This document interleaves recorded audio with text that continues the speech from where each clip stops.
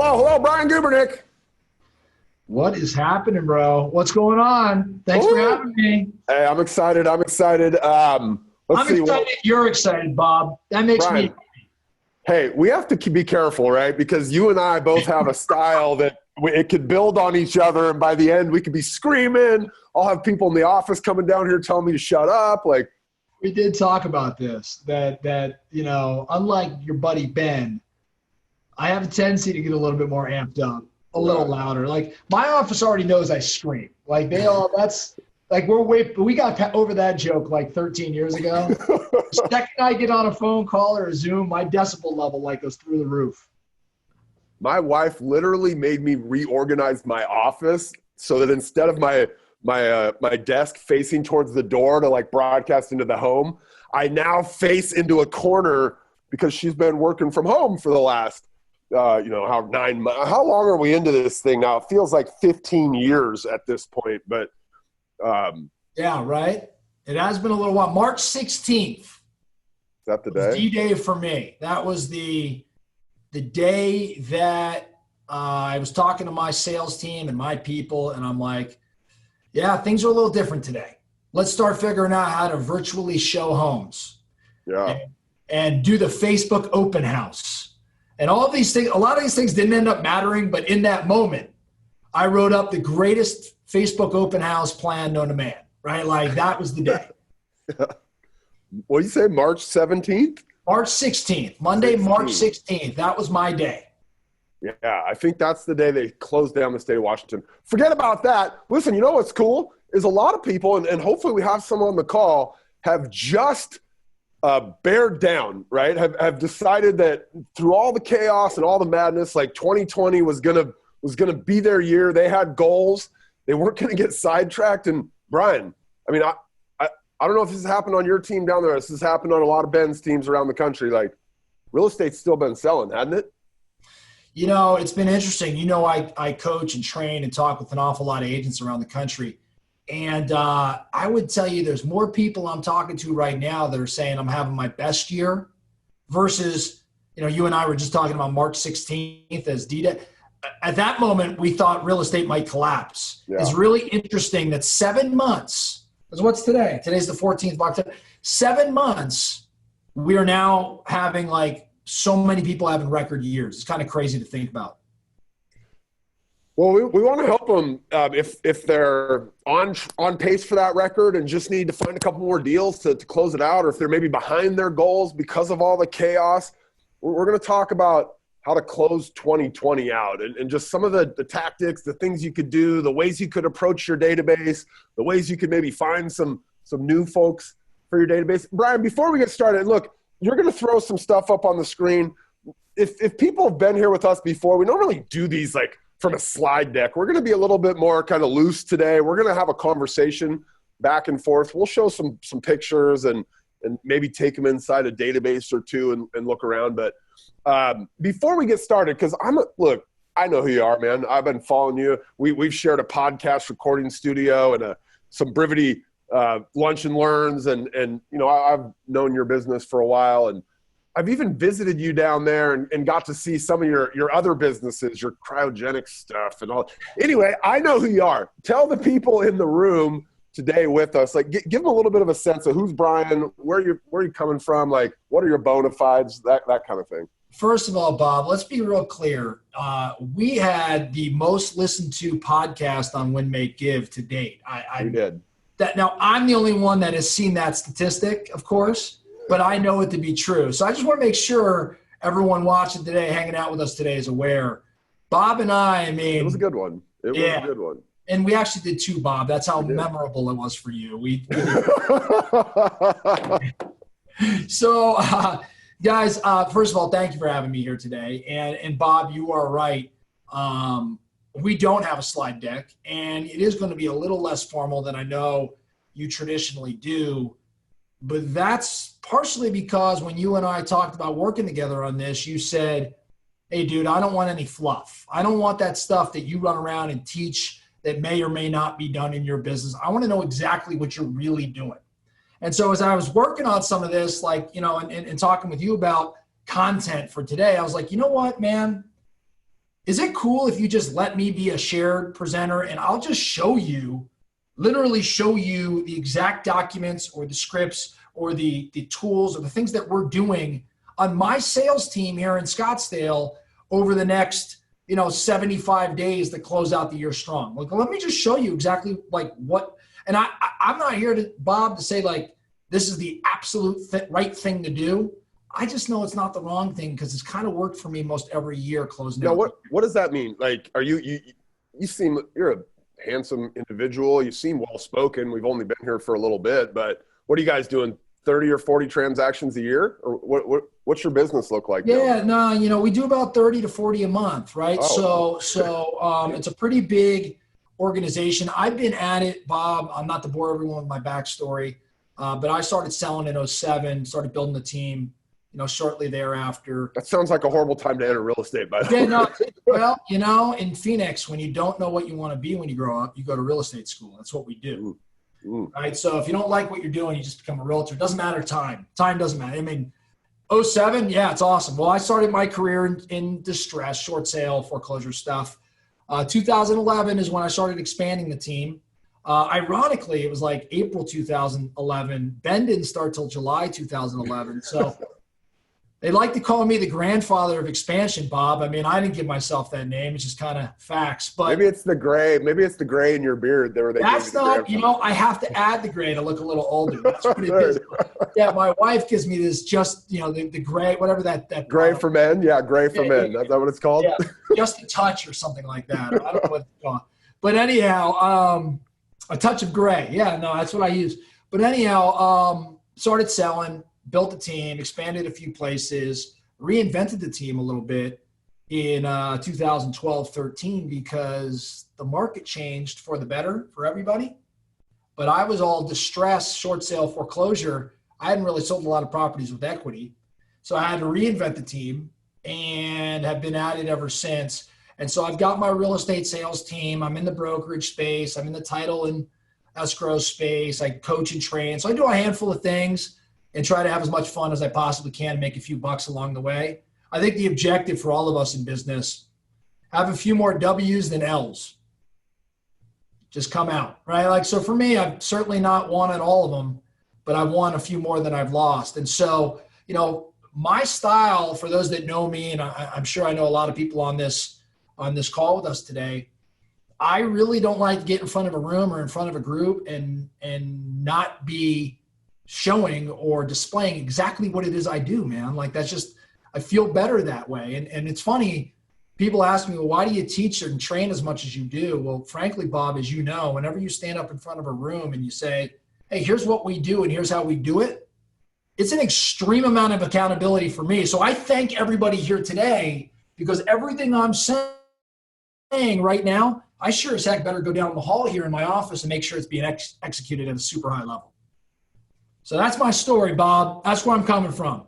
All right, buddy. Let's do it then. What if I'm like, hey, I got to turn the blinds here real quick because this turn the blinds on my face. Do your thing here.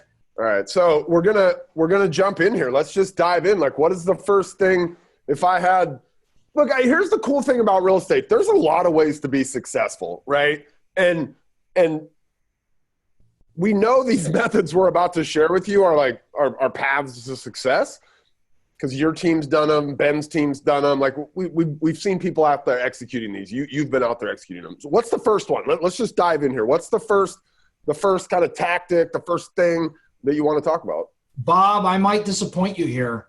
I apologize. I know how hype you get, right? I don't want to bring you down a little bit. This sounds sad already. What are you going to say? Here's a story, dude.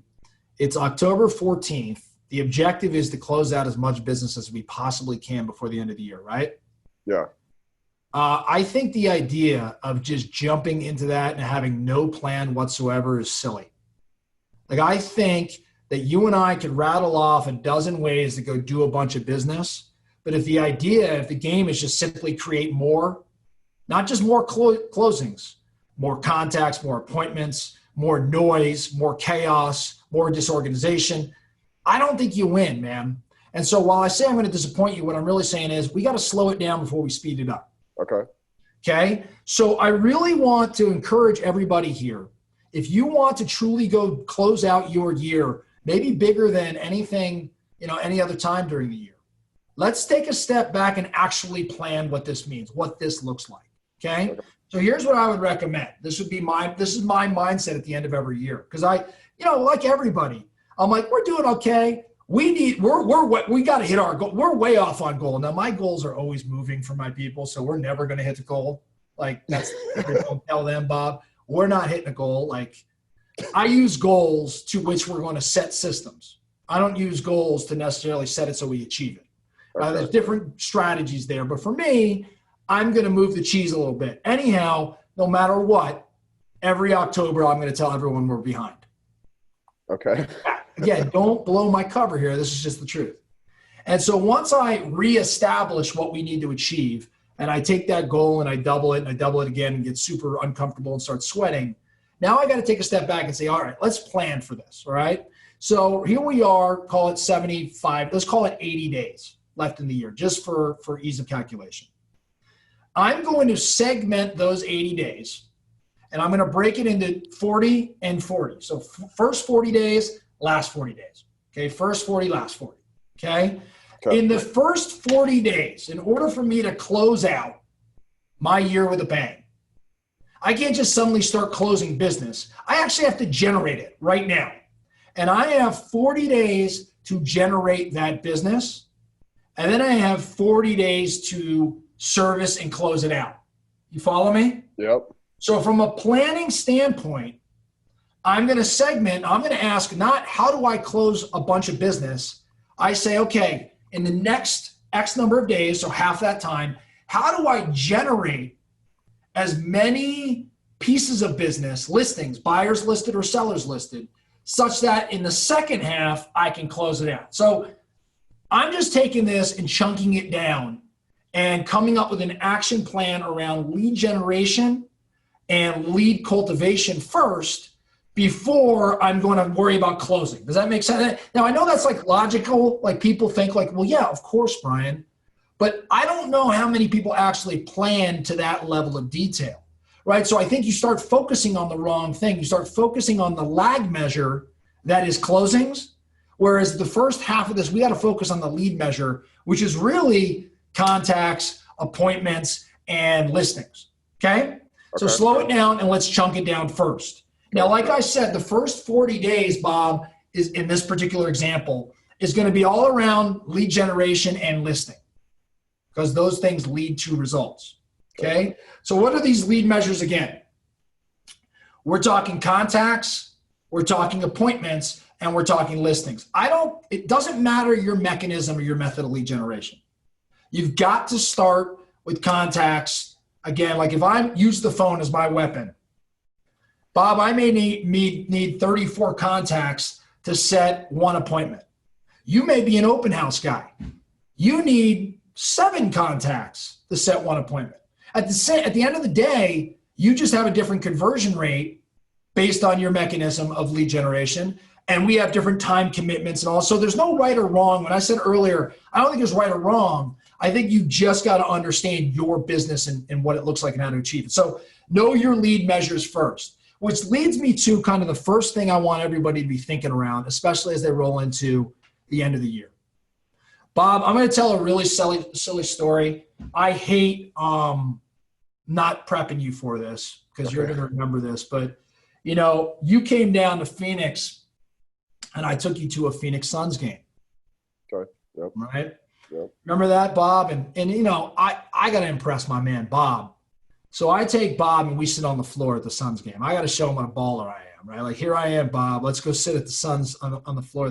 Now, mind you, Bob, the Suns won like 12 games last year. So the tickets were not nearly as expensive as many would think. They were practically giving these things away.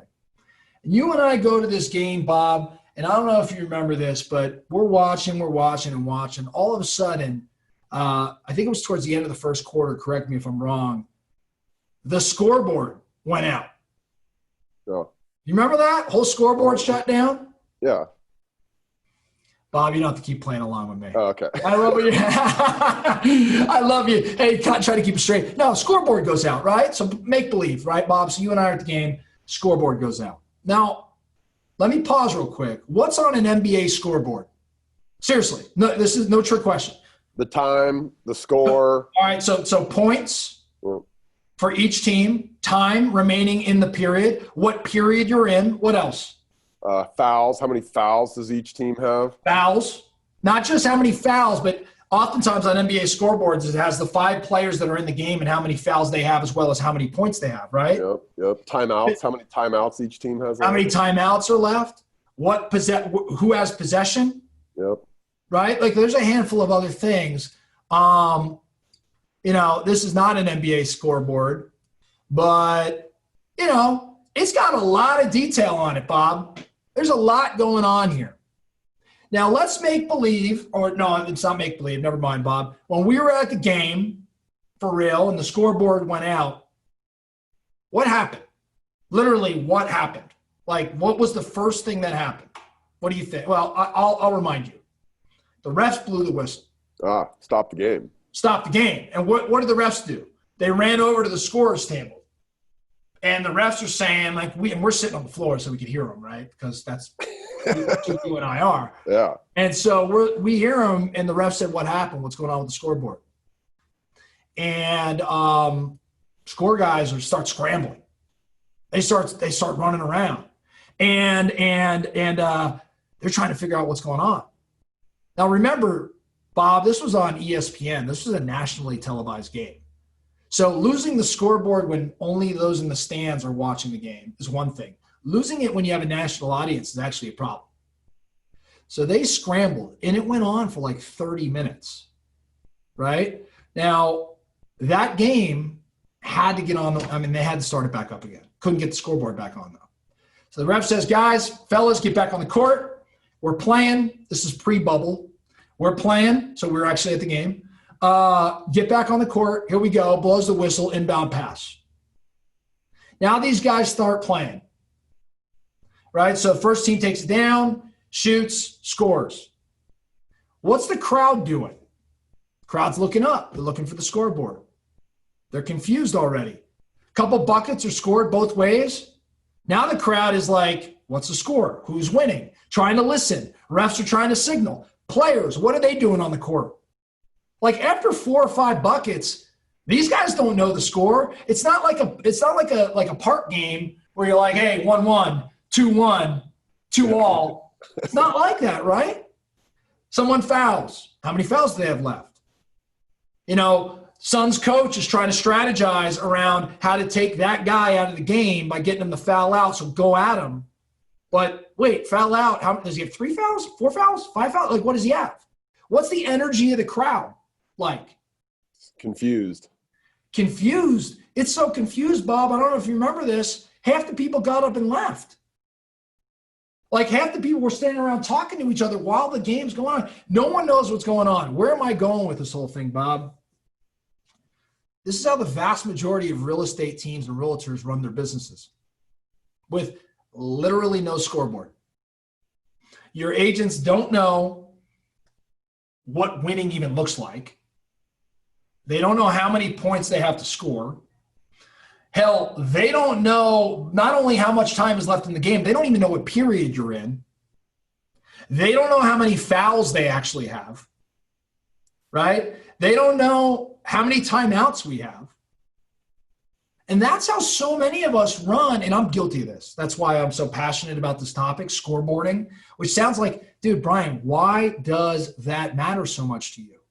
Well, the truth of the matter is, if your mission is to close out as much business as possible, your team's got to know not only how do we do that, but where do we stand relative to where we want to go, right? Like, what are we really shooting to do? How much time do we have? How do we pivot? Like many of you guys may remember a buddy of ours named Craig Rieger, who ran that 90 listings in 90 days contest years ago. He made a really popular deal. And Craig, while I loved his mission, what Craig did best, what I love that he did, was he created this 15th protocol, he called it, which meant that on the 15th of every month, if he wasn't on pace, the team stopped doing everything it was doing and ran this playbook, this 15th protocol. These are the exact steps we take if in fact we're behind. Well, what I love so much about that was the tracking and the mechanisms and the decisions already made based on what the scoreboard could potentially say. So I'll back up a moment here. There's no point in saying, I'm going to go do more business and just hoping it all works out. That's silly. That's not what business people do. I mean, I may offend some. That's what realtors do. Business people look at the goal, come up with a mission, right? Chunk it down, action plan around it, and develop a mechanism by which we're going to measure so that all of us know. Many of you guys probably read the book, 4 Disciplines of Execution, right? And the story I just told, by the way, is a version of the story in the book, 4 Disciplines of Execution, when it talks about a high school football game, restarting in outside of New Orleans, post-Katrina. And the scoreboard had blown down and they hadn't replaced it yet. And nobody knew like what was going on in the game. And the energy was funky and the players were confused. And it's because they had no scoreboard. And so I've just given my own version of that. But that's what that stems from. It also talks about in that book, Bob, I think it was FedEx or UPS. I can't remember which company it was off the top of my head right now. But they had a mission, and I'm going to misquote this, but you'll get the point. Their objective, Bob, in order to get all of their packages out on the 4 a.m. flight, everything had to be loaded on a plane by midnight. And so their scoreboard was a clock. And based on the performance of their people every night, that clock would change. It would go from 12 a.m. if they're on time, 12:01, 12:02, 12:03. Now they're behind, right? It's adjusting by the performance going on in that warehouse. 12:02, 12:01, 12, 11:59, 11:58. Now they're exceeding, right? And that was their scoreboard. So what am I trying to get at? You don't need an NBA scoreboard. But you think that that clock, all the people in the warehouse watching that big number up there, do you think it changed their actions? Right? Like if I'm working, Bob and I are working in this warehouse and it says 12:01, I'm looking at my man Bob and I'm like, dude, we got to move a little faster. We got to get that clock down to 12.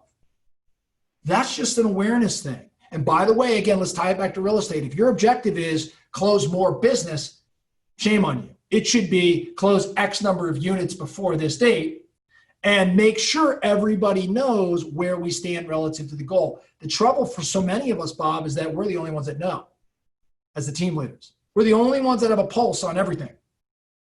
And then we wonder why our people don't take firmer action. So I'm beating this one to death because believe it or not, Bob, simply creating a scoreboard and a tracking mechanism for all to see may be the single greatest thing you can do in terms of generating more business right now.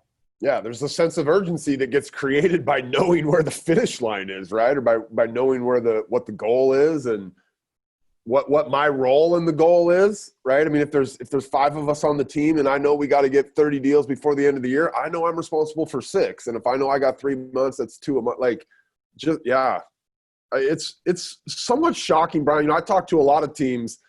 It's a little bit shocking. I ask the question often, what is a win today for you as an agent? Right. And I'll ask the business owner, I'll like direct that question to agents on the team. If I kind of sense that there's not look, we don't have kind of standards or we don't have these things set out in the business, it's a little disheartening how many don't actually know, right? Ben's analogy would be they just show up at the gym and they're like, I don't know what my workout's going to be today. Right. Yeah. You're talking about having them show up at a CrossFit gym where like I walk in, I know how I'm going to execute, and I know at the end of the day, like that was a win. Yeah, I mean, and again, we could apply it, like to your point, you can apply it pretty much anywhere in life. Right? Not to go off on a total tangent, but you know how I am about this stuff with kids and time and all that, Bob. I know last time you had me present, I think I had half the crowd probably hating me and crying because I brought awareness to how many days we may have left on this planet. But yeah. But I also think about like relationships too. Like, how do you know if you have a successful relationship? Like, what are you measuring it by? Now, naturally, it's going to be a little bit more subjective. But what would a scoreboard? I know that sounds crazy to some of you guys, but what would a scoreboard look like for your relationship with your spouse? How do you know whether you're winning or losing? Right. So I like to gamify it. I know that's a little sick and twisted. We're talking about real estate business, but make a game out of it because the numbers tell the story. Right. Like, let me show you this real quick on my team. I have some inside sales guys. You think that these guys know where they stand at any given moment, Bob? These five convicts. There it is. Yeah. I'm assuming that's prominently displayed in all of their faces most of their day. All of their faces. Literally, I took their pictures and cut their faces out and put them on Velcro. Right. You move them around as somebody else takes the lead. Is that the idea? Every day or every week, depending on the mechanism. This is from a little while ago. So we changed some of the categories, but you can see here, nurtures, talk time, like in minutes, talk time per contact, which is one of my favorite metrics. So again, I use the phone, but you can pick it doesn't really matter what your lead generator. These guys know where they stand at all times. No question asked. They know exactly what's going on. Let me show you one other thing here. Again,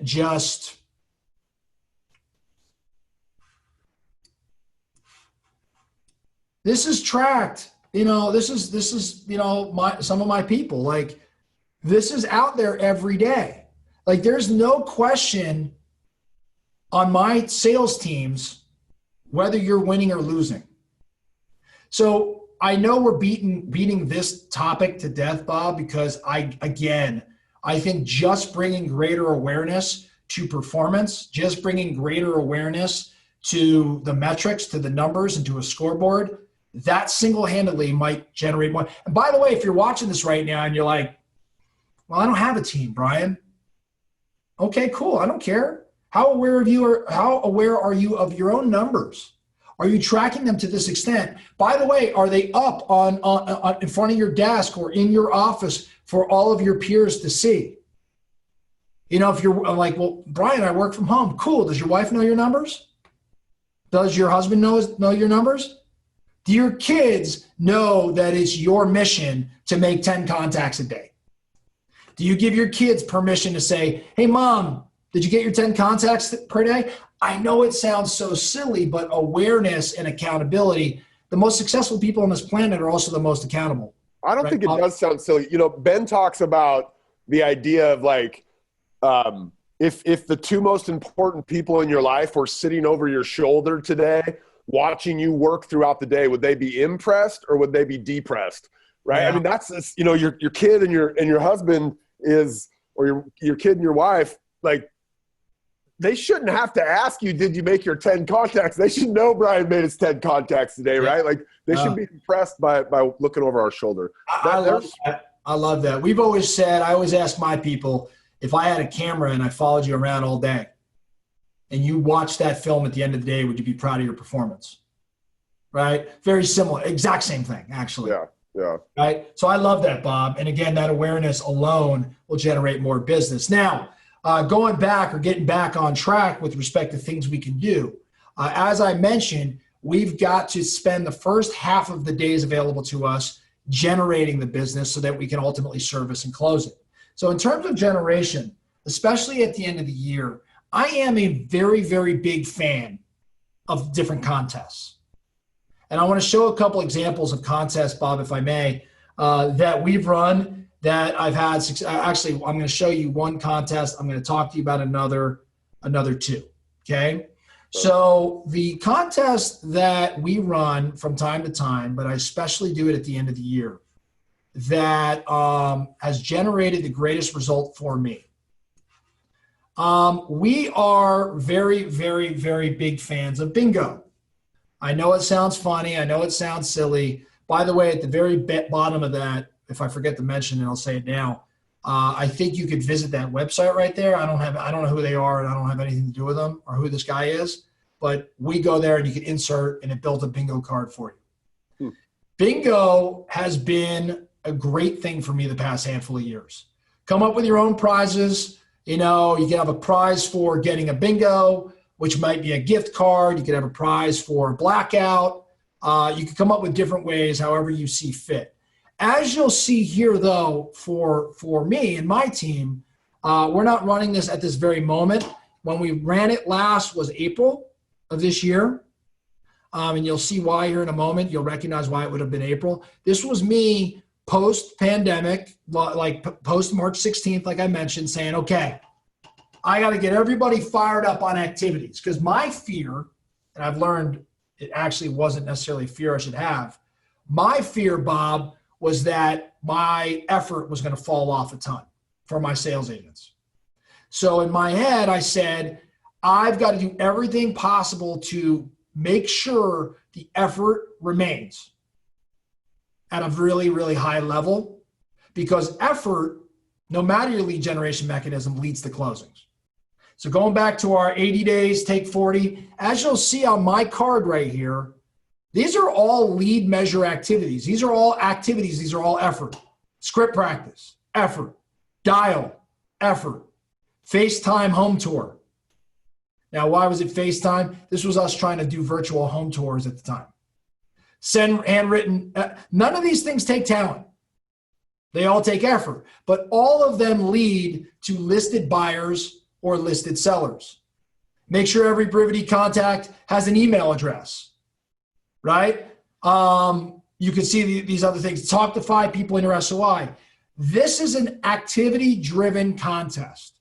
And my mindset, Bob, is that through the activity, success will be had in closings. This is a lead measure versus lag measure activity.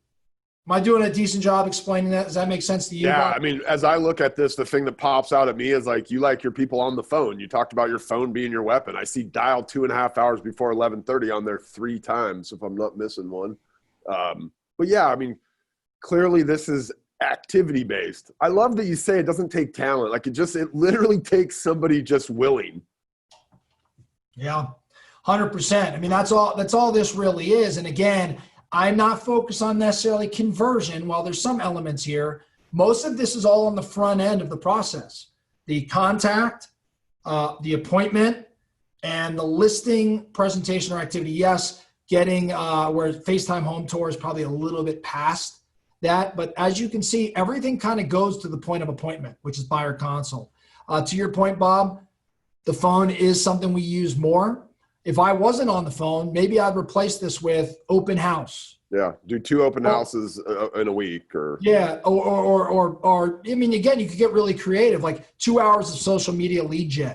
This is not something we normally do. This would be above and beyond. So I make these things. Now, one mistake, if you do love the bingo idea, and many people tend to, one mistake I made, actually I've done it twice. Keep the bingo card smaller, 5 by 5.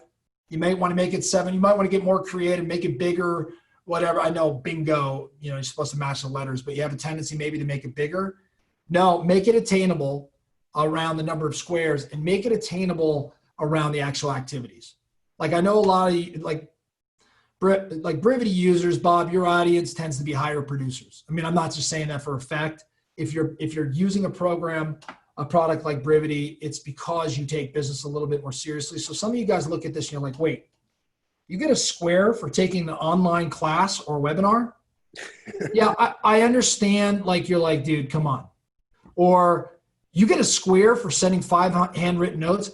I understand that's all low-hanging fruit, but remember, you want to win. You want people to win. Winning creates momentum. Momentum creates more wins. All of these wins culminate in taking more deals that you close out before the end of the year. Can I put you on the spot for a second? Of course you can. Give me your favorite script for calling your sphere. Am I calling them right now, or am I just in general? Well, you know what? One of each? I know it sounds funny. I'm greedy. I want one of each. I want to hear what you'd say if you were calling them right now, and I want to hear what you'd say if you were calling them in general. No, really, really, really good question. When I say right now is always a unique time. Why? Well, pandemic aside, we are about to hit Halloween, Thanksgiving, Hanukkah/Christmas, New Year's. So the conversations around holidays, this is a unique time. Like, everybody's doing something for a holiday, right? Like, oh, Halloween's a couple weeks away. Man, what are you doing with the kids? Yeah. Right, like, these are just conversation starters is what I'm saying. Bob, I am, when it comes to SOI, 2 things. Number one, For my team, my SOI plan, and frankly, the plan that I know you guys teach at Brivity, it's more about frequency and consistency than it is about message. Yeah. In other words, if we're being frequent and consistent, what we say matters a heck of a lot less. Yeah. Meaning that my objective in any sort of SOI campaign is always to interact with our SOI in some capacity roughly every 17 to 21 days. Science will tell you, Bob, and it's science, that if you do not interact with people every 17 to 21 days, they will forget about you and specifically what it is you do. So everything that I design around SOI has to do with frequency and consistency, and message is second. Not to say it's not important, but it's second.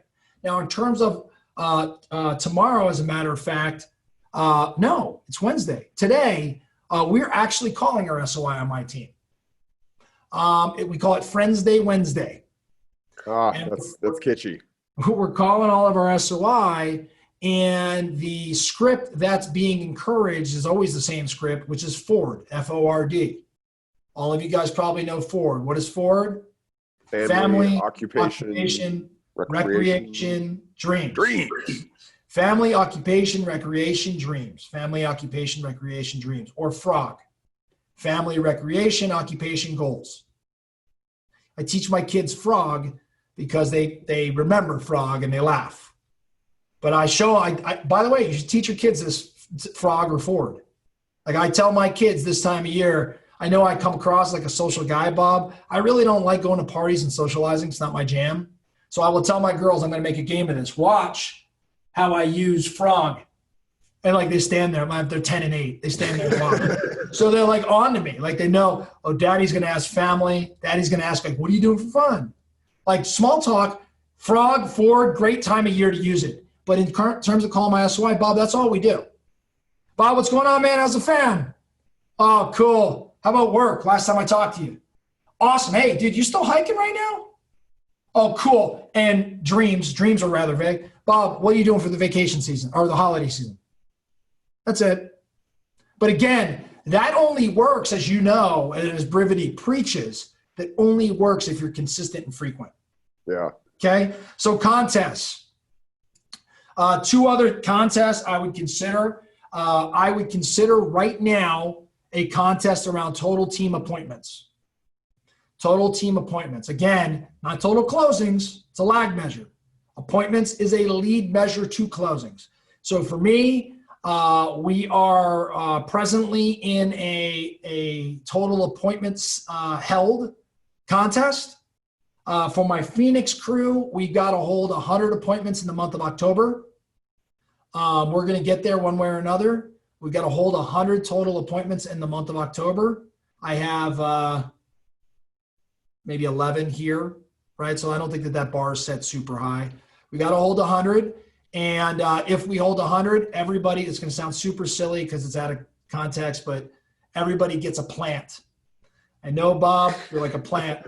Well, for whatever reason, all of my agents joke around like they all have different plants at their respective desks. And I got a guy with a bonsai tree and a girl with some tulip. I don't even know. But everybody wants a new plant. They're all planning like what their plant's going to be. So we said, hey, that's the prize. Team will buy everyone their plant of choice if we get 100. Is there a cap? Like, there's some pretty expensive orchids out there. Like, you know, that's a really good point, Bob. Every contest I learn something I screwed up. Someone's going to come in here with like a spruce tree or something. Anyhow, so we'll run the 100. We track that just on like a thermometer. Like you've all seen the thermometers. That's the scoreboard in this particular scenario. Every day at the end of the day, we color the thermometer. We're at 42 appointments right now. Where are we at in the month? Okay, cool. We're not at 50. We should be there mid-month, so on and so forth. The last thing that we do, we do lots of contests. The last one I'll mention, Bob, and it's not really so much a contest, and I don't have the PDF, otherwise I'd throw it up on the screen. This is something we've actually had a lot of fun with that I think many of you guys would have a blast with too. Anybody use like Peloton or Audible or any of these apps that give you badges? So you get a badge for your performance. We started earlier this year, actually right before all this stuff hit, we started running these or giving out achievement badges every Friday. So, and they're buttons, and everyone gets a button based on whether or not they hit, the requirements for that badge. So I'll give you some ideas around badges that we use. I shouldn't start with this one, but I'm going to. We've got one called the Afternoon Delight, Bob. It's a badge. It's when you hold 5 open houses in 5 afternoons. So once in a month. So you hold 5 open houses on 5 different afternoons, you get an Afternoon Delight. Rinse and repeat badge. You close the deal with a repeat customer. We have the closer badge, which is when an agent closes 3 deals in 1 month, which is a big achievement for most of my guys and girls. We have the Daily Dipper. This is kind of specific to my team. We use GroupMe to all collaborate. We have some people that are all over GroupMe every day. We have others that totally neglect it. We've got the Daily Dipper, which means you post 15 days to GroupMe. Post 15 days in 1 month on GroupMe. A comment. The Night Out. You hold 3 appointments, 3 plus appointments after 6 p.m. in a month. Mount Everest, this is a big one, $10 million in career volume. So we actually had a couple people get that this year, which was kind of cool. I'm just giving you some, the Bookworm. We run a book club every month. If you participate in 6 out of 12, you get the Bookworm. What can I do specific to, and I can go, I've got a handful of others here. What can I do, though, if I want to launch some sort of achievement badge around end of year? Well, you can come up with something for appointments, or you can come up with something around, like I've got one here called Marathoner. Okay. It is 2 listing appointments at least 26.2 miles apart in the same day. I in Phoenix, it's not uncommon to take listings 30 miles apart. Yeah. Right? Like in Bellingham, that's the entire, diameter of the city. In Phoenix, but the marathoner is 27. So come up with your badges. We've had a blast with this. Our agents actually really enjoy it. So that's the contest examples. Okay. Now let's talk, if we can, Bob, around specific lead generation activities. Now you're like, all right, Brian, it's taking you 40 minutes to finally get to this. Let's talk around what I can do.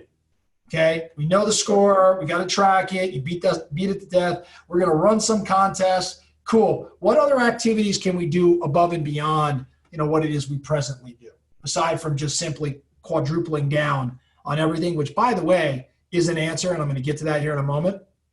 Bob, I want to lean on you here a little bit, because you've taught me this quite a bit, just in our conversations around, Brivity clients and your analysis. You do a lot of auditing, right, of dashboards. I think you find some people really doing a great job, and you find some that have a lot of opportunity for growth, I think is the word you choose. Yeah. If you want to generate more, you got to actually focus on now business. Yeah. There's a lot of now business in your respective Brivity platforms that you need to identify. And Bob, I don't mean to put you on the spot. I don't know if you're prepared, but I'd love you to give a couple pointers around, like, if I'm in Brivity, how do look at you, seamless. See that?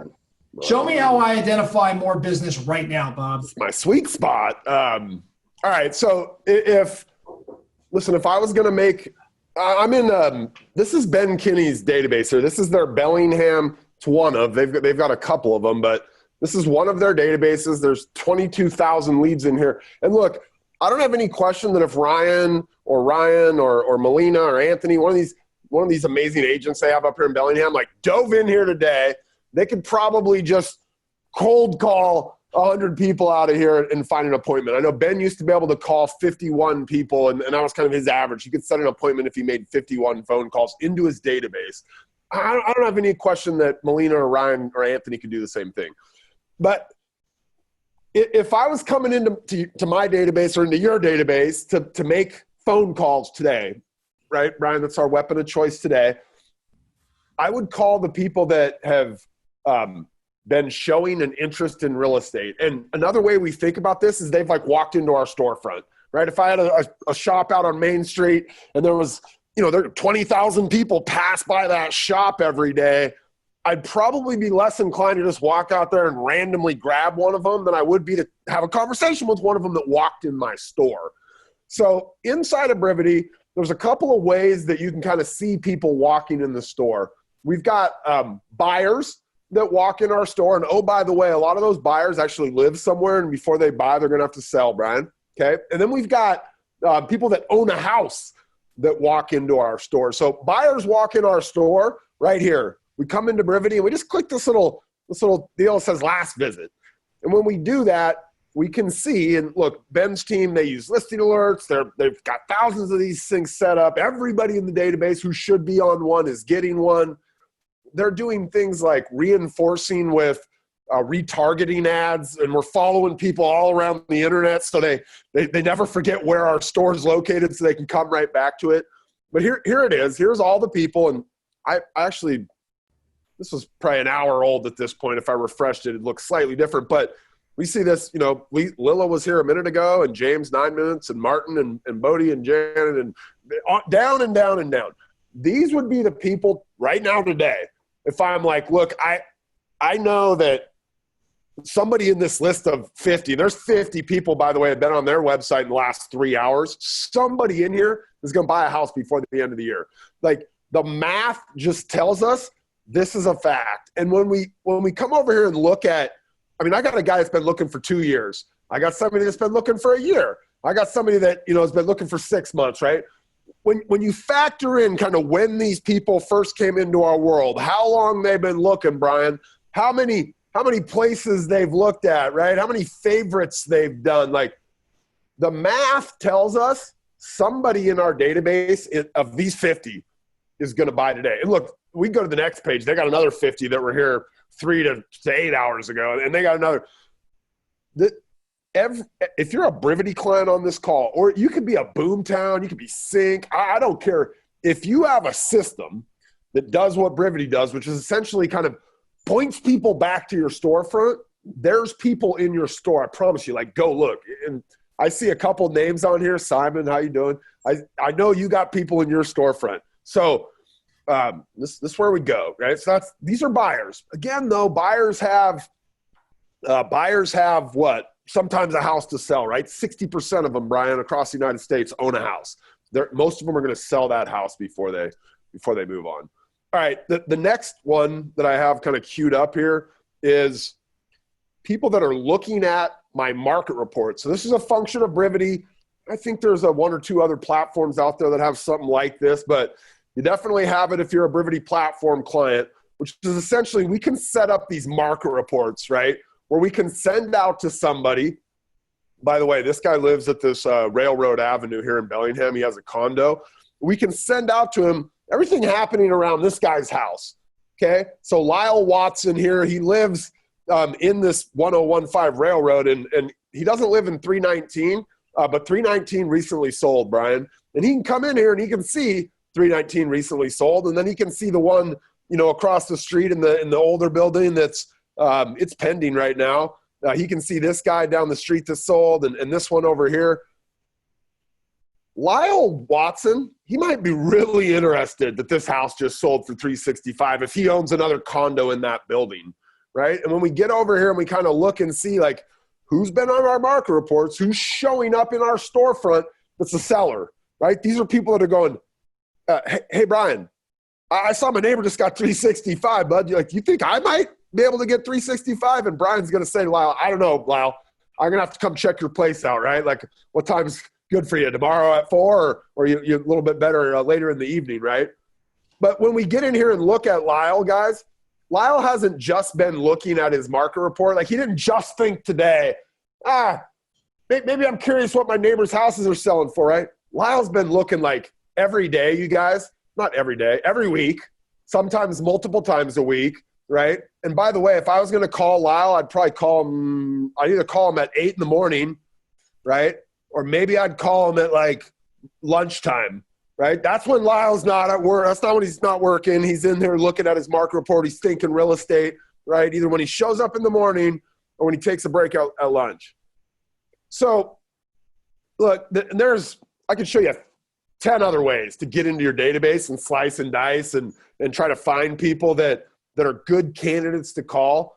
But I think if I was really trying to focus on like finding contacts for this next 80 days, Brian called it, it would be people who are showing up on my website every day and looking at listings.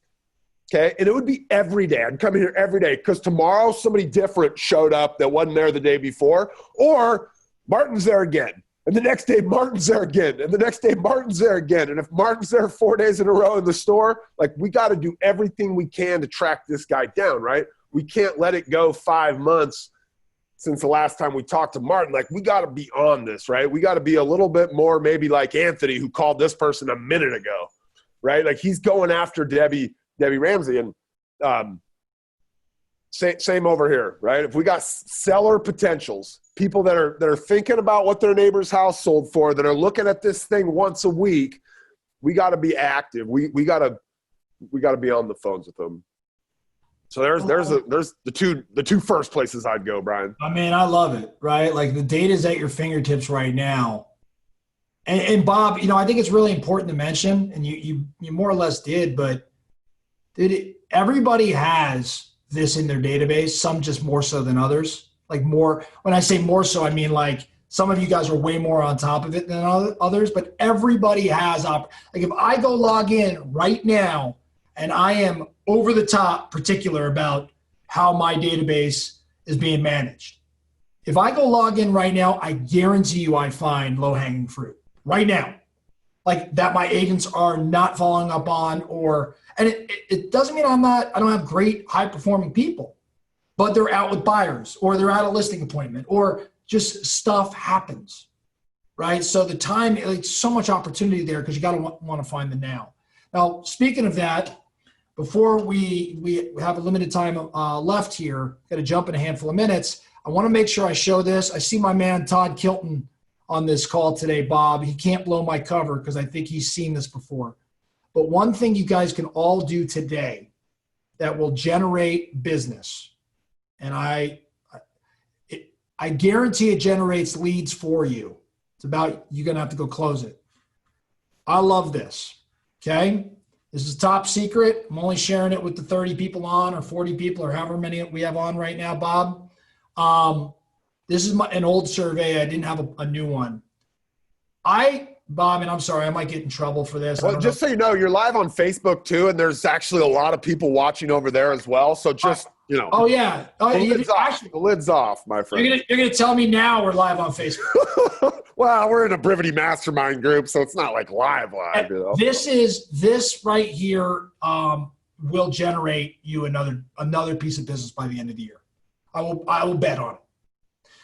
Run a survey. This is SurveyMonkey, but you can use anything.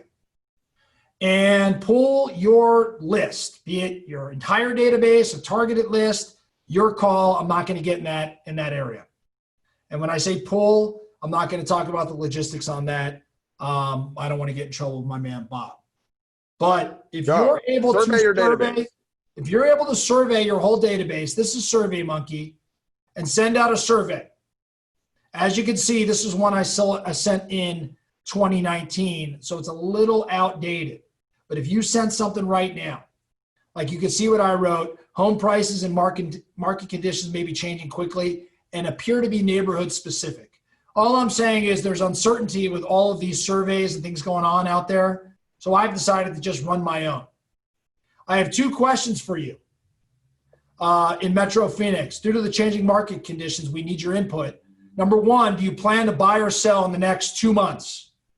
Or do you plan to buy or sell before the end of the year? Yes or no? Number 2, if you're buying or selling in the next 2 or 3 months, what is the price value of the home you intend to buy or sell? I'm sending that survey out. Hold on, Bob. I have the second half of it because I don't know if it was. So you can see it a little bit more here. You can come up with your own questions. I send this out to my entire database.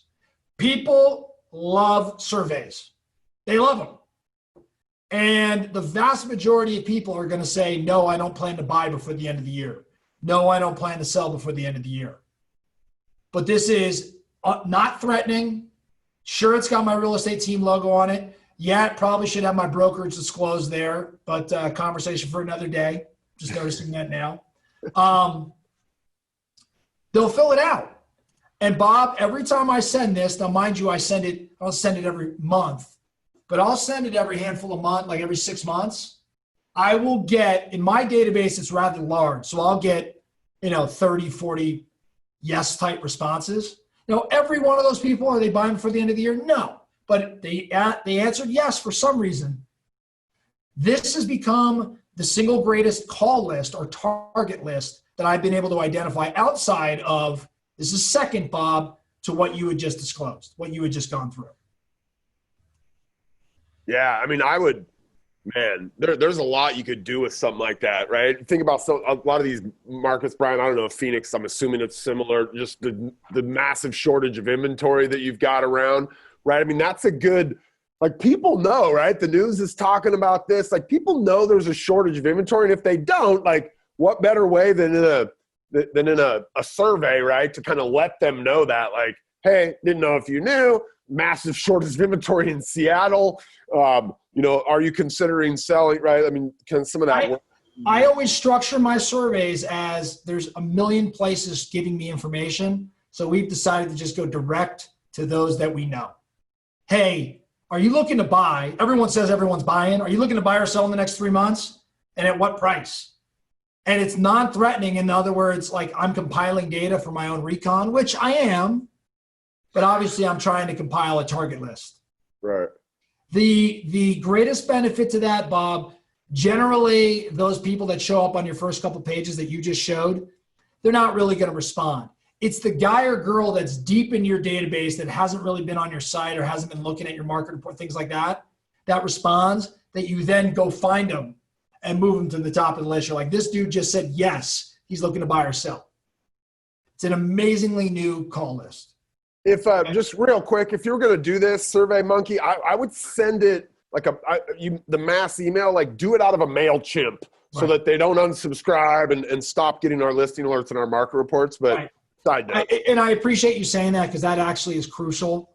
You don't want to send it from any sort of, you certainly don't want to send it from Brivity, but anything that's going to jeopardize that person remaining active in your Brivity a platform, you don't want to disrupt that. So like a MailChimp is absolutely the place you could send something like this.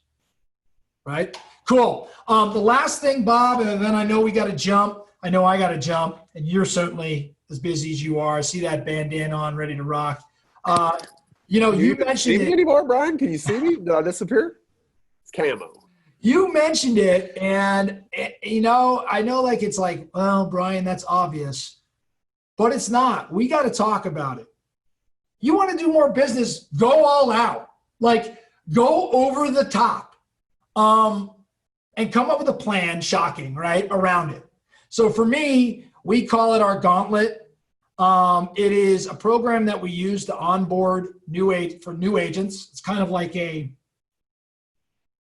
for lack of a better way of putting it, a hell week of sorts, which is silly analogy when you think Navy SEALs and home helper consultants. But it's basically designed to make them quit, right? Like this is the worst you could ever get. If you can get through this, like, you're going to be fine. Well, yes, there is an element of that, but it's actually designed for us to get somebody business in their first 10 days on my team. Okay. Because I believe, now you're right though, if you make it through this, you're good for us. Yeah. You're right. People are going to tap out. However, the mindset first is, this is going to put you in escrow on something. So it's a bunch of activity. And as you can see, if you guys want to screenshot that, I'll get to that part. You're welcome to, or I could send it, whatever. This is just send it. I'm gonna grab it from you. I'll make sure everybody gets their hands on this. It's just a ton of activity, Bob. That's all it is. And all it's saying is, and the question was, the genesis of this, if you want to develop your own, you certainly can use my outline. But if you're like, how do I just create my own? You get in front of a whiteboard, Bob, and you say to your top people that matter most to you, hey, just curious, guys, if you had to do a deal, if you were a new agent and you had to do one deal in 10 days, you had to put one deal in escrow in 10 days, what would you have to do to make that happen? That's how this was created. So my people said, well, you'd have to work your butt off. Okay, cool. Let's get more granular. What does that mean? Well, you'd have to lead generate a ton. Okay, what's a ton? Well, you'd have to lead generate, a few hours a day. And I said, okay, a few hours a day for 10 days, is that going to generate one? They're like, well, no. I'm like, okay, cool. If it's not a few hours, what might it be? They're like, well, probably double. I'm like, great. And what kind of activities do you think you'd have to do? And someone said, oh, you dial all day. And then someone said, well, that's really hard to do. It really hurts. So then I said, I agree. So if you mixed it up, what would it look like? Well, you do open houses, you do door knocking, you do phone prospecting, you do this, you do that. Exactly. And so we came up with this all out, this kind of all out assault gauntlet approach. And that's where I want to end right now, Bob. Go all out, tie it back to the scoreboard, which ties to what? The plan. Right? And I know, I don't know if you want to do it or if you have time, but I had asked you, hey, open houses have got to be a segment of this.